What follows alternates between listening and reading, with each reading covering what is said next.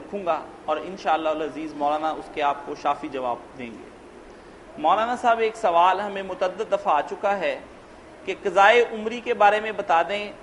میں نے ایک دو جگہ پڑھا ہے کہ آخر رمضان کے آخری جمعہ میں جو شخص سے ادا کرتا ہے اللہ تعالیٰ اس کے پچھلے تمام نمازوں کے کفارے کو قبول کر کے معاف کر دیتا ہے۔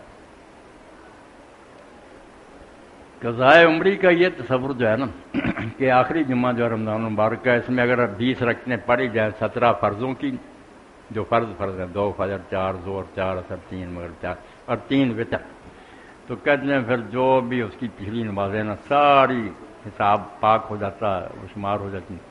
یہ بالکل من گھڑت بے بنیاد جھوٹی بات، کوئی اصلیت نہیں۔ رہ گئی بات کہ بالغ ہونے کے بعد ایک مسلمان کی جو چھوٹی ہوئی نمازیں ہیں ان کا کیا ہو؟ یہ قضائے عمری تو جھوٹ ہے نا کہ جمعے والے دن پڑھنے سے کچھ نہیں بنے گا۔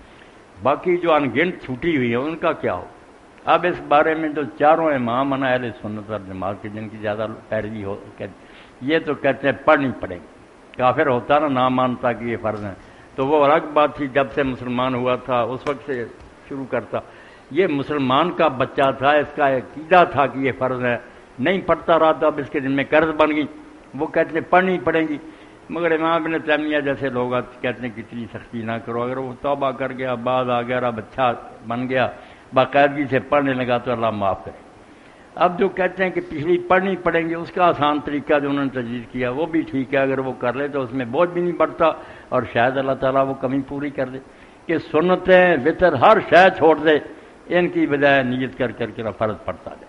فجر کی نماز ہو 2 سنت نہ پڑھے، کوئی چھوٹی ہوئی فجر کی نماز 2 رکھیں، زور آئی 4 رکھتے پہلی، کوئی زور چھوٹی ہوئی، ہر نماز کے ساتھ جو ہے نا رکھتے ہیں یہ پڑھتا رہے۔ اگر اکٹھی بھی پڑھ لے کہ عشاء کے وقت ملا یا تہجد کے، تو دن کی 3-4 دنوں کی بھی اکٹھی پڑھ لے فرض تو کام بن جائے۔ امام شافعی رحمۃ اللہ علیہ تو اس حد تک چلے گئے کہ انہوں نے فتویٰ دیا کہ جس آدمی کے ذمہ فرض ہو نا پچھلے، وہ سنت اور نفل پڑھے تو حرام ہے، جائز ہی نہیں، وہ کیا پڑھ رہا، اس کے ذمہ قرضہ پہلے وہ ادا کرے۔ انہوں نے سب کہہ دیا کوئی مقدہ وطر کوئی نہیں پڑھنا، سب کی بجائے نیت کر کے فرض ادا کرے۔